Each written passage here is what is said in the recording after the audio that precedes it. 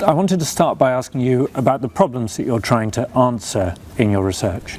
At the heart of my research ever since I started has been trying to dissect the underlying susceptibility for common complex traits. I have a particular interest in metabolic traits, so I have focused a lot on obesity traits, where I'm interested in it particularly because it is a very common complex trait where everybody feels a sense of ownership over the phenotype, and that sort of poses a quite difficult problem.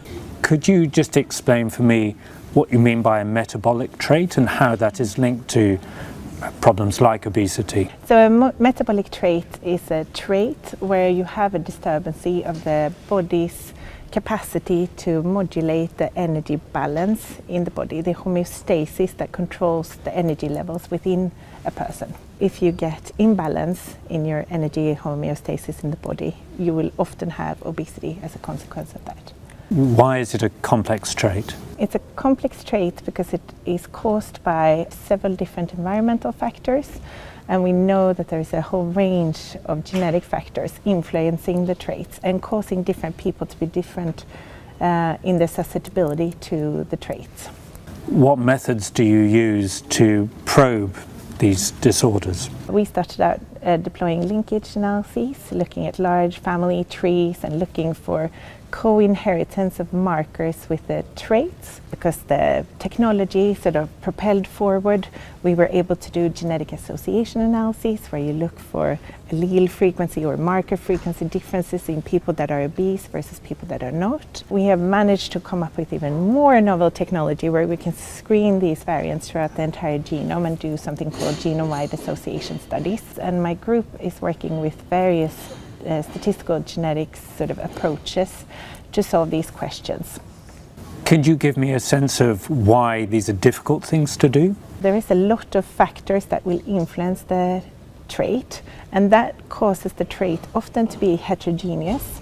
So it's difficult when you collect samples to get enough samples and have enough power with that to really have a firm grip on what you're looking at. The second part is that a lot of the genetic variants contributing to obesity are very common in the population, and that again will have an effect on power.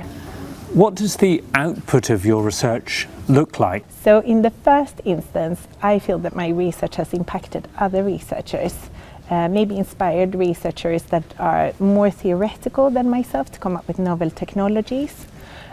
Or if they're more in the laboratory than I am to sort of prove and take hypotheses forward. We work with pharmaceutical companies where the biological understanding that we have put forward with our research is now lending itself, hopefully, to find better therapeutics for obesity, but also other metabolic traits.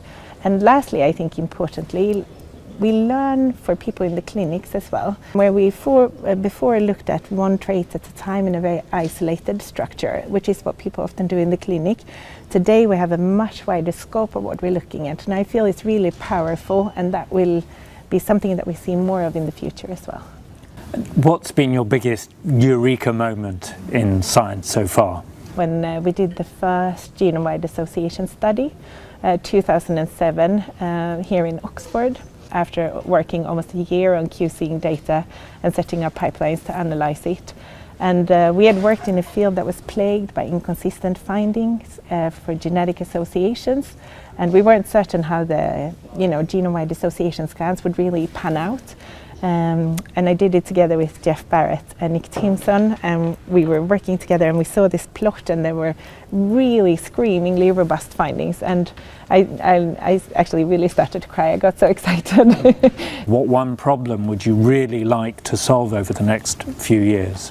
I would really hope that part of what we have found in the genome-wide association studies, part of those associations, that we will find the causative mechanisms, and hopefully that would lend itself to translation for a patient. Can you give me a sense of what that translation would look like? We could find drug targets that could affect the person's energy balance. We are now finding new tools to classify the heterogeneity in the condition. So maybe it will also be that we can actually see who would be more prone for an intense physical activity program, who would respond well to a drug treatment, because the drugs that are on the market for obesity are not very effective. today. So maybe there are subtypes of obesity where they would be really efficient, so almost like repurposing drugs. And then, of course, also developing new drugs from some of the genes that we have found. And then finally, what do you enjoy the most about being a scientist? The Eureka moments and also the collaboration. I love working with other people, and it's such a multidisciplinary challenge with everything from quite challenging mathematical problems to computer science. So I'm not really great at coding, but I do enjoy it, to deep biological questions, almost borderlining on philosophy, which I really like. And then just I enjoy working with people, and you can't solve any of these problems in a single unit. You have to sort of come together in aggregation. So that really excites me.